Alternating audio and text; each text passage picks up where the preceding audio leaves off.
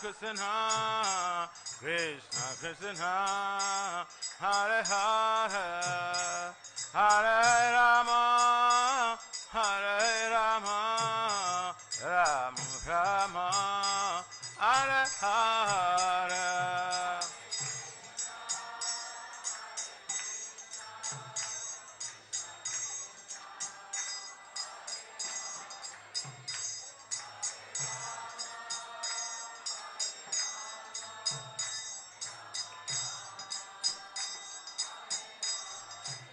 Jaya Radha Mandava Radha Mandava Radha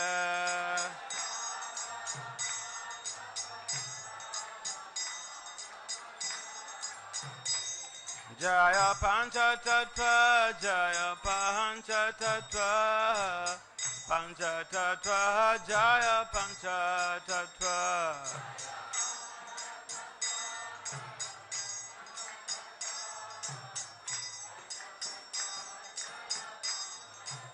Jaya Nrsimhadev, Jaya Nrsimhadev, Nrsimhadev, Jaya Nrsimhadev.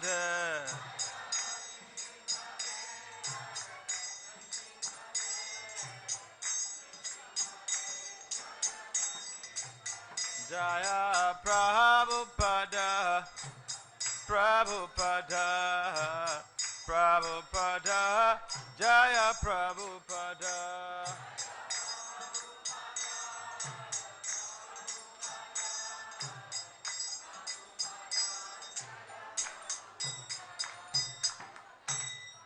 Jaya Vishnupad Paramahamsa. Sarivraj Acharya, Astota Sasad Systematis Divine Grace is Confanacharya. Shri Abhachan Avind Bhakti Vedanta Swami Papa Maharaj Ki Jai. Jaya Vishnupad Paramahamsa, Parivraj Acharya. Astota Sasad Systematis Divine Grace. Shri Bhakti Siddhanta Saraswati Thakur Goswami Papa Maharaj Ki Jai. Ananta Koti Vaishnavinda Ki Jai. Namacharya Srila Haridas Thakur Ki Jai. Prem Si Kahav Si Krishna Chaitanya Prabhu Nityananda Si Advaita Gatadhar Si Vasadi Si Gaura Bhaktavinda Ki Jai. Sri Radha Krishna Gopal Gopinath Shyamakunda Radha Kunda Giri Govardhan Ki Jai. Samandavan Dham Ki Jai. Simaya Panavadip Dham Ki Jai. Sujaganapura Dham Ki Jai. Ganga Maya Munamaya Ki Jai. Simati Tulsi Devi Bhakta Devi Ki Jai. Samaveda Bhakta Vinda Ki Jai. Nitai Gur Premanandi. All glories to the Saman devotees. All glories to the Saman devotees. All glories to the Saman devotees. All glories to Sigura and Gauranga.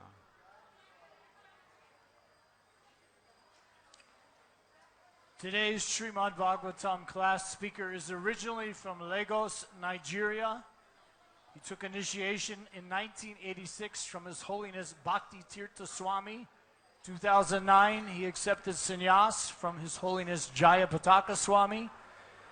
He now is based in the USA after being invited over to become part of management scientists. He preaches in many universities and conferences around the world. His Holiness Bhakti Vasudev Swami.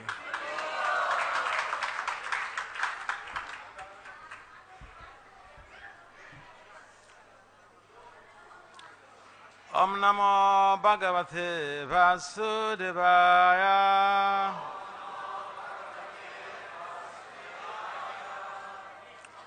Om Namo Bhagavate Vasudevaya.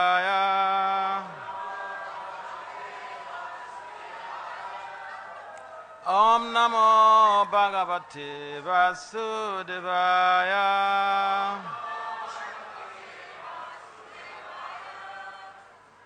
Narayanam Namaskritya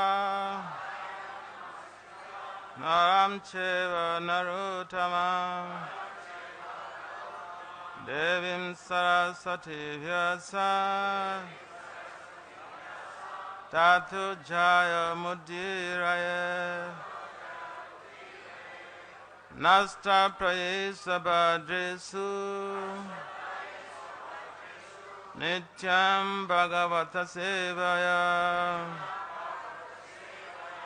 Bhagavati Uttama Sloke Bhakti Bhavaiti Naistiki. So Srimad Bhagavatam, Canto 10, Chapter 9, Text 3. The title of this chapter is Mother Yashoda Binds Lord Krishna.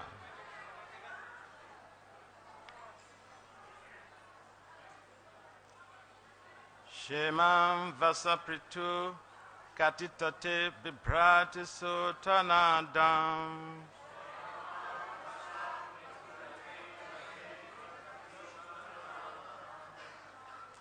Putras Nehasnuta Kuchayugam Jatakampam Chasubru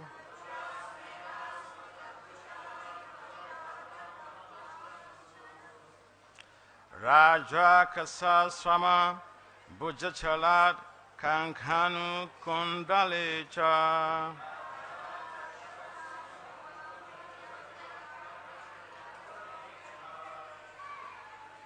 Swinan Vaktram Kabara Vigalan Malati Nirmamanta.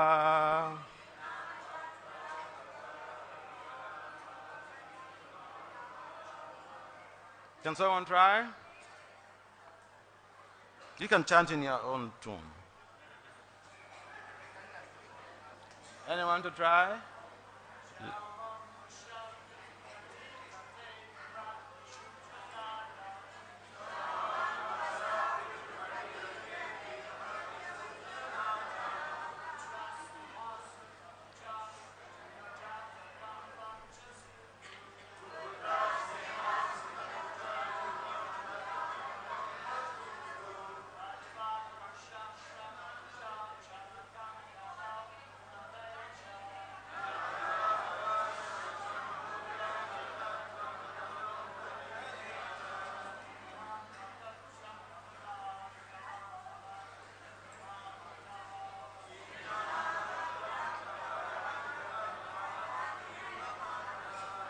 Ladies,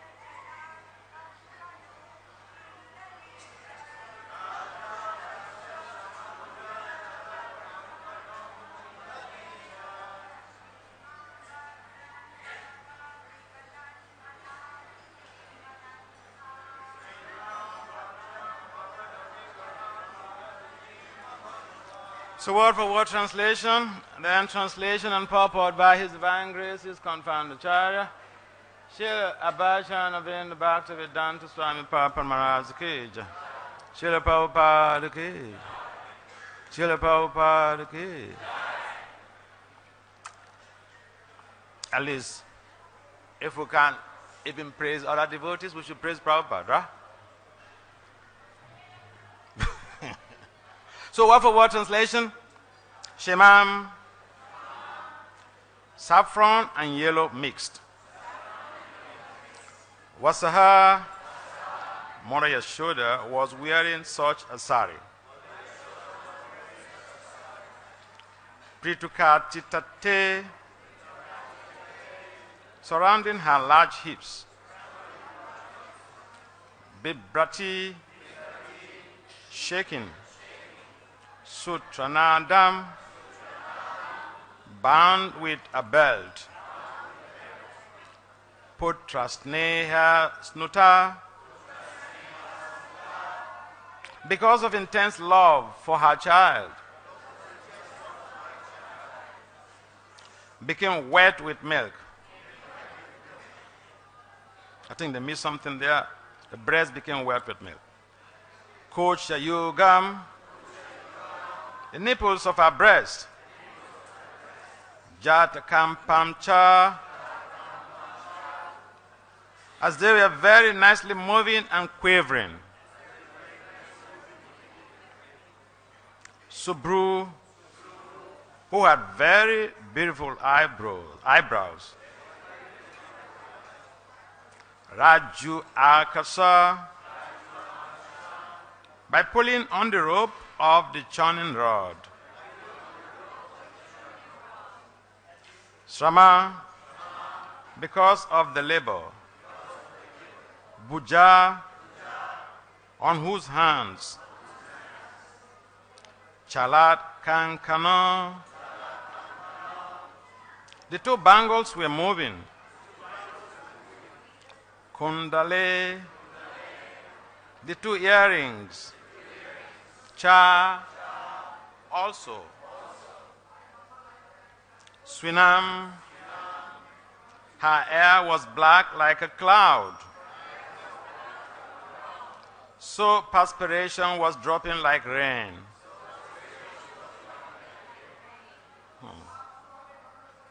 Vaktram, throughout her face. Kabara Vigalat Malati, and malati flowers were dropping from her hair. Nirmamanta. Thus, Mother Yashoda was churning the butter. So, translation: dressed in a saffron yellow sari, with a belt tied about her full hips, Mother Yashoda pulled on the churning rope, laboring considerably. Her bangles and earrings moving and vibrating, and her whole body shaking. Because of her intense love for her child, her breasts were wet with milk. Her face, with its very beautiful eyebrows, was wet with perspiration. And malati flowers were falling from her hair. So please kindly respond, repeat. Dressed in a saffron yellow sari, with a belt tied about her full hips, Mother Yashoda pulled on the churning rope, laboring considerably. Her bangles and earrings moving and vibrating, and her whole body shaking. Because of her intense love for her child, her breasts were wet with milk. Her face, with its very beautiful eyebrows, was wet with perspiration. And malati flowers were falling from her hair.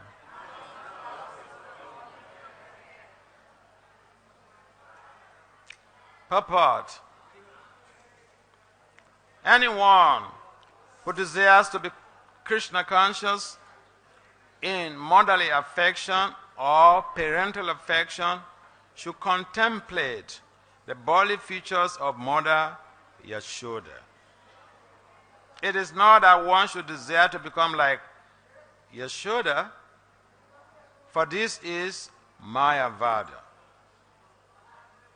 Either in parental affection or conjugal love, friendship or servitorship, in any way, we must follow in the footsteps of the inhabitants of Vrindavan, not try to become like them.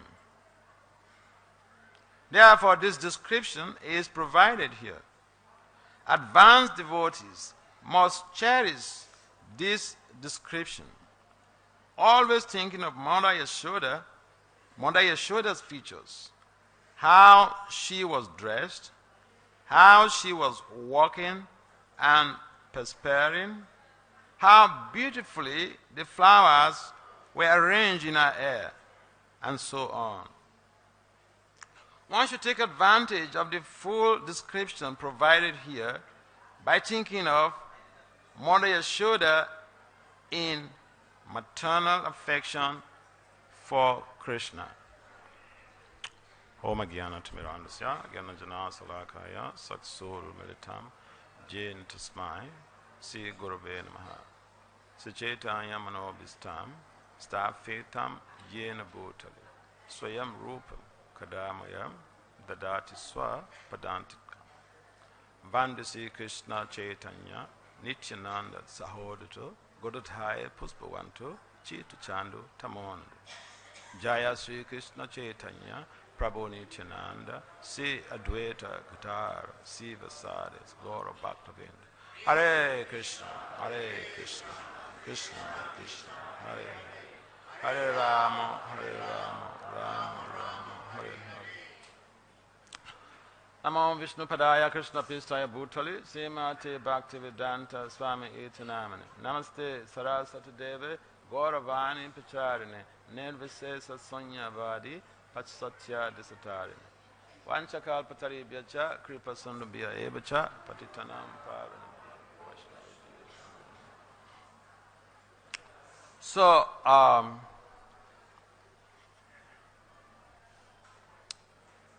thank you, the management and organizers, for giving me the opportunity to do some little service before I leave. So, this chapter basically is about the binding of Lord Krishna, baby Krishna, by Mother Yashoda. So we can imagine how someone could bind God, could bind Krishna. When yogis spend thousands of years in meditation just to seek out Lord Krishna as the super soul in the heart. And here someone is binding him with a rope. So we could see the glories of Mother Yashoda, which was as a result of Krita Punya Punja, heaps and heaps of pious merits. And so this text, there are a lot of things in this text.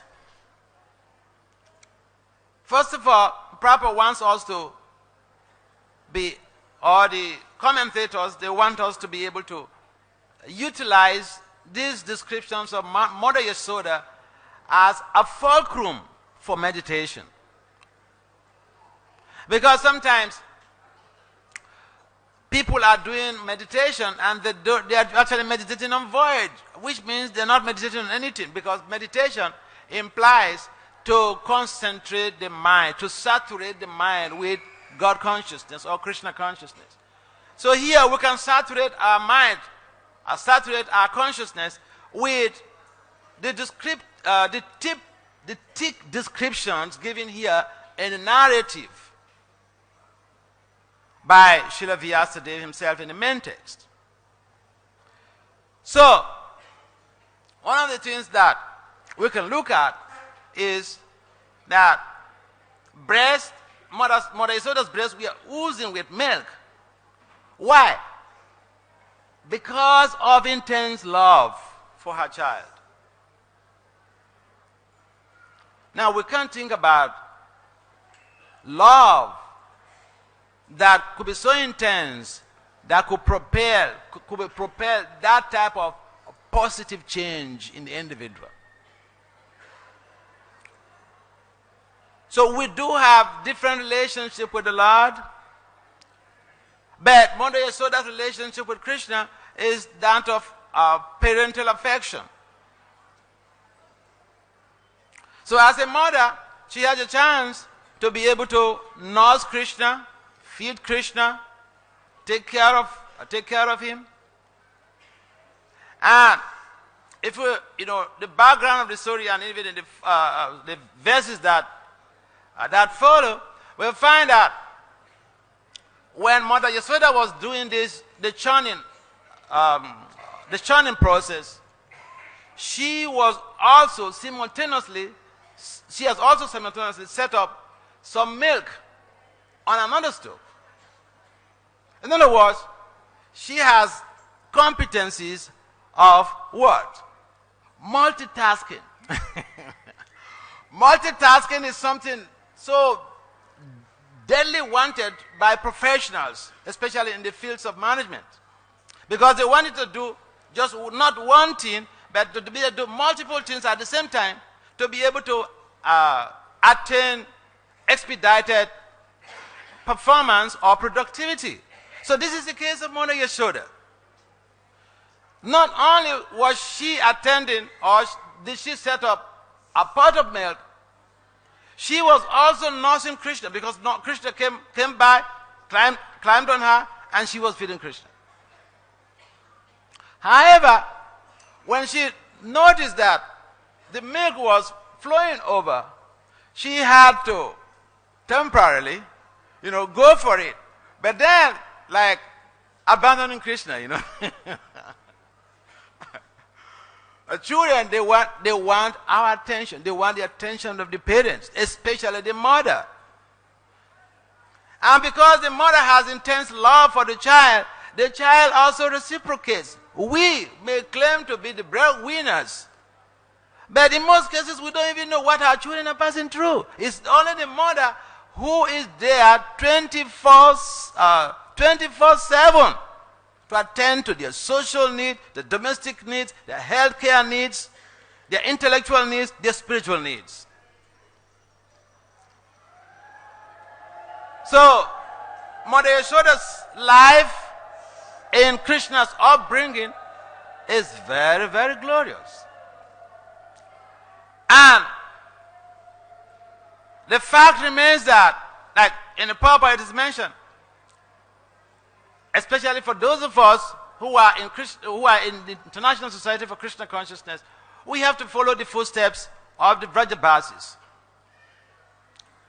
And so in the Prabhupada it is mentioned, we could really think about the activities of Mother Yashoda. Her dress, that is given a full, thick description here. And this is what basically in the academy is called narratology, because it gives us a narration, a thick description about the phenomenon. And even that phenomenon of love is giving some symptoms. That here in this case, because of that intense love for her child, milk was oozing out from her breast. So when we have children, this should not be just a lila.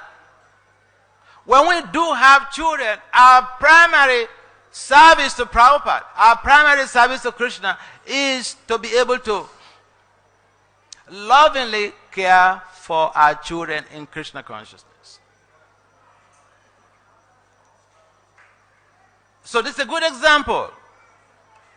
You may say, well, I don't have the time. I remember I was traveling in the US. So I went to one community. I won't mention the community. I went to one community, devotional community. So we had a class in the morning. They're mainly professionals living in the area. So we had a class in the morning. Before then there was a japa. So when we were doing the japa, early in the morning, these professionals, husband and wives and children, they drove down. So when we were doing the japa, there was this little boy. I think at that time he was like maybe 4 years or 3 years or so. When we were doing the japa, so the father was also sitting in the japa room. He was doing japa. And this boy came and sat on the laps of the father. And I was watching. And then the father pulled out this boy and, sat him on a mat. So I was really boiling. I was fuming with anger. Because that basically is a serious emotional abuse. So after the japa, I asked him, why did you do this to your child? He said he has to chant japa. I said, if you care for your japa so much, you should wake up when your child is sleeping and do your japa. When your child wakes up, you must give him attention. So we can't use Krishna consciousness as a facade to not really intensely love our children and be there to take care of their social and spiritual needs.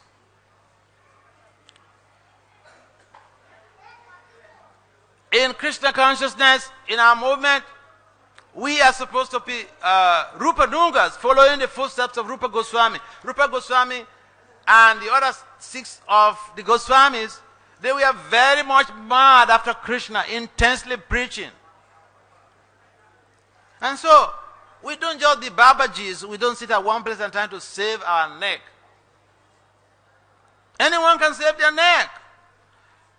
But the point is, we could do, if even it comes to multitasking like Mother Yashoda, we should adopt strategies that will enhance our loving relations, that will deepen our loving relationship, our loving care with other devotees around us. Because Krishna is not there before us as a baby, right?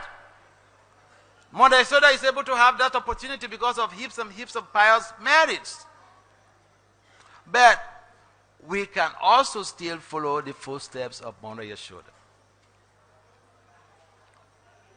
by understanding the need to dedicate our emotions, our loving emotions to Krishna, to be able to revitalize our dormant loving service to Krishna. That loving service like Mother Yashoda was exhibiting, it is right there in a dormant state in all conditioned souls. Krishna consciousness is a matter of reviving that dormant, loving relationship with Krishna. And in most cases, it could be so easy because we don't need to leave what we are doing, we don't need to leave our homes, we don't need to leave our profession, we don't need to leave whatever we are doing. But we could, like using the words of proper, we could dovetail whatever we are doing in the loving service of Krishna in a very intense way too. And so, when we reflect on the descriptions that are given here, it could serve as a great momentum for meditation. Because the 24 hours of the day that we flip around here and there, we could have these descriptions lingering in our consciousness. And we may be talking and laughing with somebody, but we are thinking about Mother Yashoda, how she was putting on a yellow saffron sari and taking care of Krishna. These days we find that the mothers, some of the mothers, they don't love their children. They even kill their children.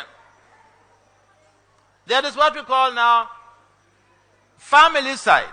You could Google that. Google that on the web. Familicide means the mother comes one day, out of frustration, she carries a gun, kills all the children, and kills herself. It's happening right now. I've seen so many cases. In fact, I was doing some research on that. Or the father comes one day, and out of frustration, he carries a gun, he kills the wife, he kills the children, and turns the gun to himself. Kali Yuga, we are progressing very rapidly. And so, this is not the type of loving affection that we are reading in the relationship of Mother Yashoda and Krishna. A mother should be able to sacrifice everything for their child. A father should be able to sacrifice everything for their family. And therefore, we cannot use Krishna consciousness as a facade to not be responsible to our children in a loving way. Sometimes we say, well, I'm very busy, you know. I don't have time for the kids. That's not what Prabhupada wanted us to do. No, Prabhupada would prefer that we take care of our kids in a very loving way, because Krishna mentions in the Gita, Mama evam so jiva loke jiva bhuta sanatana. The children, everyone else is part and parcel of Krishna. So if we do take responsibility to be available for our children, if even it's 5 minutes, but it's a qualitative time, the children will feel very, very benefited. I remember I was in D.C. So one day, the child, a teenager, the mother just came back from work, sat down on a couch, and this grown-up teenager, a boy, he comes and then lies flat on the mother's laps. He rested there for like over 45 minutes. The mother who just came back from work, she was forced to sit down there. There was a child, a little kid, right? That was in India here. Some researchers told us in a conference. This child went to the mother. He said, Mommy, how much are you being paid an hour at your work? That was in India here. He said, Mommy, how much are you being paid an hour? So traditionally, you know, Indians' relationship with children is, you know, what do you know? She ignored him. She completely ignored him. The next day, this boy came again. He said, Mama, how much are you being paid an hour? That was a 6-year-old boy. The mother again ignored. The third day, this boy came. Mama, how much are you being paid an hour? The mother felt something is wrong. So she was forced to tell the boy. She told the boy how much he's being paid an hour. The boy went to his room. Under his pillow, he brought out exactly that amount and gave it to the mother. Mama, give me an hour. This is not Purana. It happened just recently in India. So do children really need our loving affection? Yes.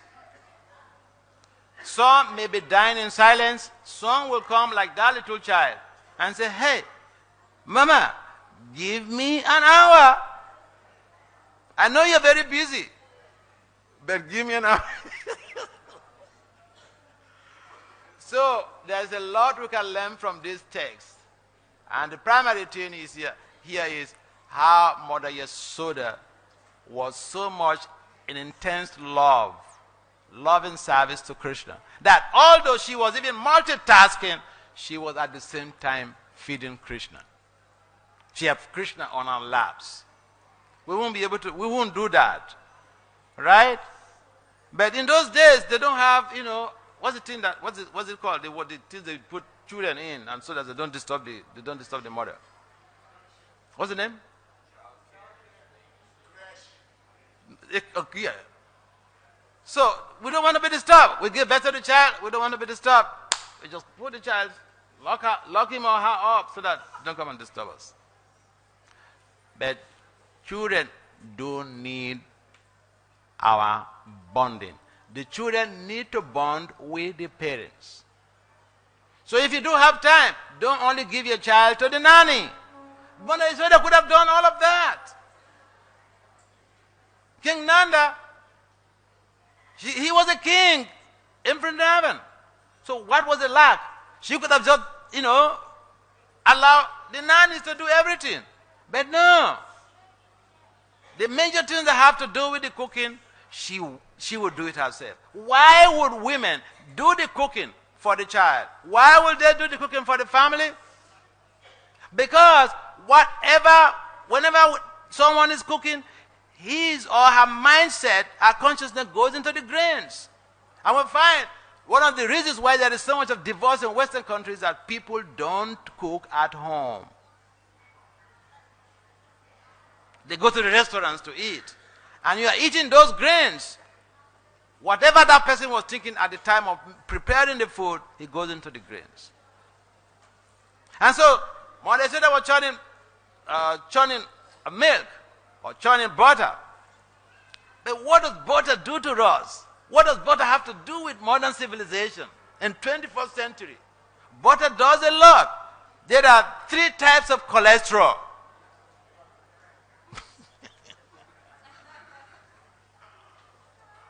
One is positive cholesterol, one is negative cholesterol. Recently, doctors, they've determined that there is a familial cholesterol that comes from the family. So, I remember some years ago, I went to Vrindavan for some treatment with a famous Ayurvedic doctor in the area. And so after the treatment, he put me on drinking, what's it called? Butter. Ghee, I mean. Drinking ghee.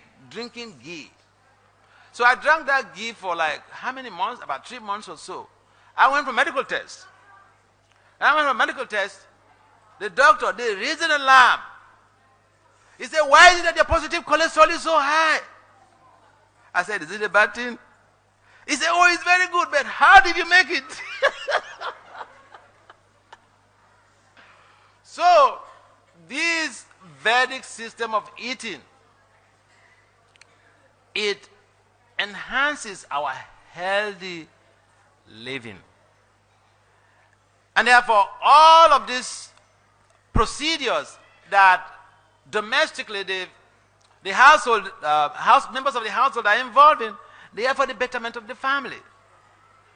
And so we should think, why would Prabhupada even encourage or emphasize that we should have our own communities, have our cows and all this? So these, even for health reasons, not just only protecting the cows, for health reasons, we stand at advantage. And so, back to the point, the phenomenon of love. We all need love. But in most cases, we put in our love in the wrong place. And then we get negative feedbacks, and we will always nearly commit suicide. So because children are really not given that love and affection, children also sometimes come to kill the parents. And when I say something, you can challenge me on that.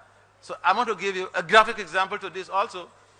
There was a young man, 35 years old, he left the Marines in the US. He was living with his parents. One day, the parents were sleeping in the bedroom. He was having a gun. So he went to the bedroom, parents were sleeping. And he shot the mom, he shot the dad, and he shot the dog.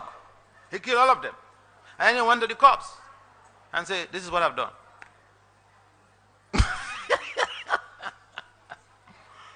This is what I've done. He killed his mom, killed his father, and killed the family dog. Oh yeah, Kali Yoga is making progress. And that is why Kalki will be coming perhaps sooner than expected.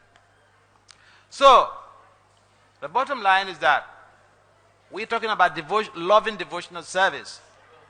Our service to our children is service to the family. And service to the family is service to community, because the family is a microcosm of the society, of the nation. And so we should not jump the gun.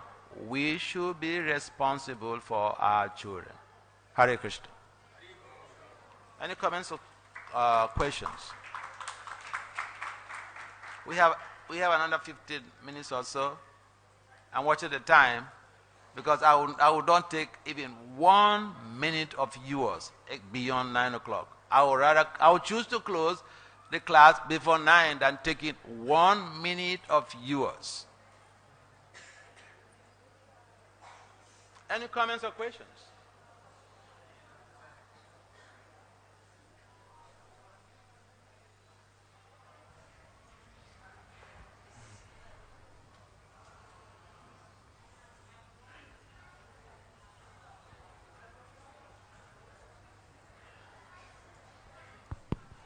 Hare Krishna Maharaj, thank you for the very inspiring class. My question to you is that you spoke about parents and how they should care about their children. So similarly, we understand that we need to love and care for our parents spiritually and physically. But what if it's very difficult for us to even converse with our parents, and you reach a certain stage where they do, you cannot hear too much of what they're speaking, and they don't want to hear about Krishna consciousness more. It becomes very difficult. So we pray for our parents that, Prabhupada, Krishna, please give our spiritual benefits to our parents. But after a certain point, we give Mahaprasad, but there's not much we can do. What can you say? What is my advice on that? Right? I didn't understand what you said. He said, so you're asking, what have I got to say about that? So how do we deal in a situation? Like you were speaking about parents to children. So I'm asking, in my situation, it's very difficult for me to deal with my parents. So Yeah, I've had a number of cases that some of us, we are very impatient. Once we become devotees, we think it's so easy, so simple. Hey, you parents, why not doing what I'm doing? You're not serious with your life. This is going to take you back to Godhead. Why can't you do this? We should be patient, and we should understand that not everyone is going to directly take to Krishna consciousness in this life, including our family members. So we should not be overly worried. We should be concerned that, yes, we should be concerned that our parents are not aligning with the system that we are following, but we should not be overly concerned. We should not be overly worried. There's a good cause to be concerned, but we should not be overly worried. We should not put ourselves in unnecessary anxieties. I'll give you a graphic example. I had an opportunity to encounter a number of devotees, and when I speak with them, the same thing. They are coming from a family where the parents are not resonating with the Krishna consciousness philosophy, or they don't even want to follow anything. And then at some point in time they get angry, and they don't want to deal with the parents anymore. It means that the love is just conditioned. It's conditional love. Just because someone is not following your religion or your practice, and then they're no longer in your good books. There was a boy from Delhi, a brahmachari. When he joined the movement, not only did the parents oppose it, they fought tooth and nail to get him out. But what he did was just to be visiting the parents. He was a brahmachari. He's still a brahmachari at the time. What he did was to be visiting the parents and be giving them, prasadam. You know what? With time, the mother became a devotee, and he told me the mother chants 64 rounds on Ekadasi. He said, look, they gave me so much trouble. Now she's more even advanced than me. Just see. We should be patient.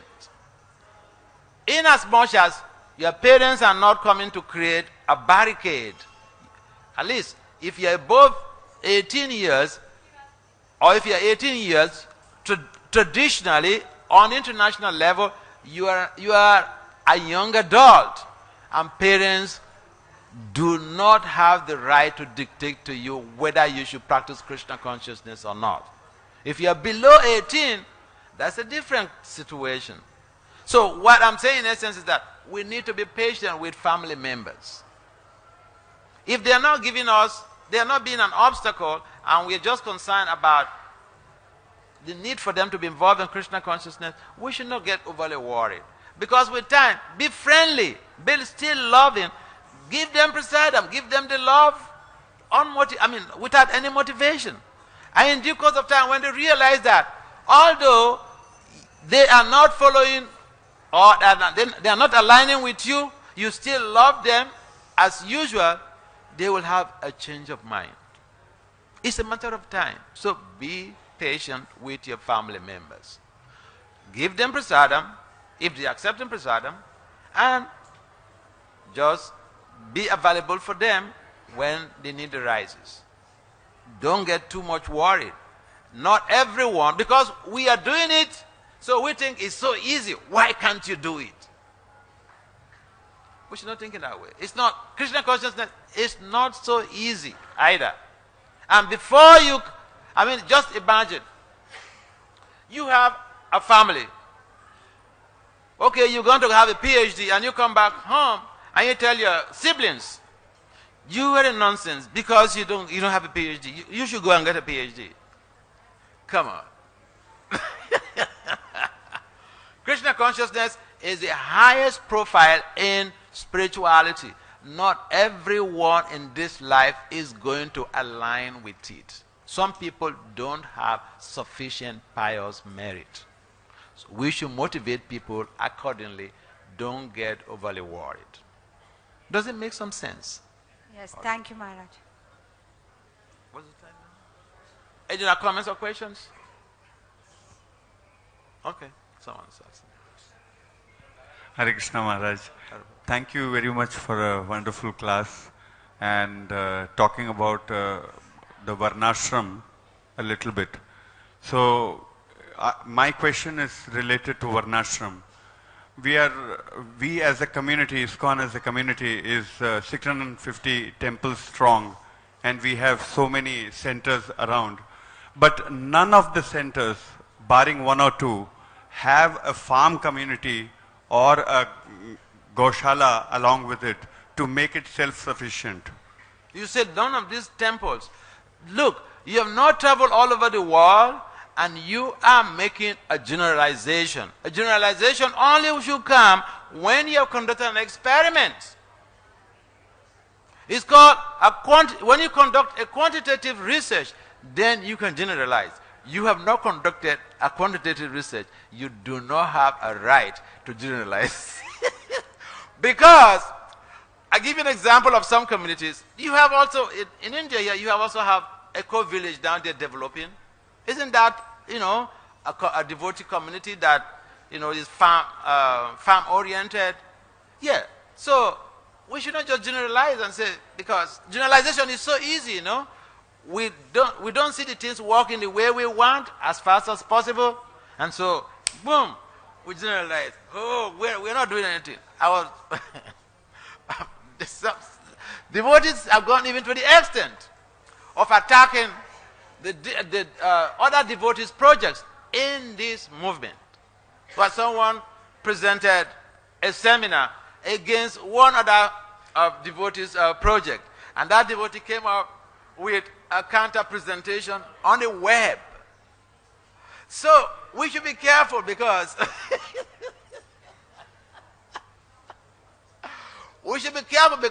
the world is a global village, and whatever we do impacts everyone else in the whole global system. So yeah, you have a good concern. Yeah, we should develop the Devi Varnashram Dharma. You are already doing it. Go to Eco Village. You're already doing it. Even right here in India. I think in South India also there are some, farm communities. Why are you generalizing? Have you traveled all over India and this thing is not going on? It takes time. Okay? I know you want it to happen just now. It's what we say, quick fix, just now. Rome was not built overnight. It takes time, okay? Thank you for the answer, Maharaj. And thank you for correcting me.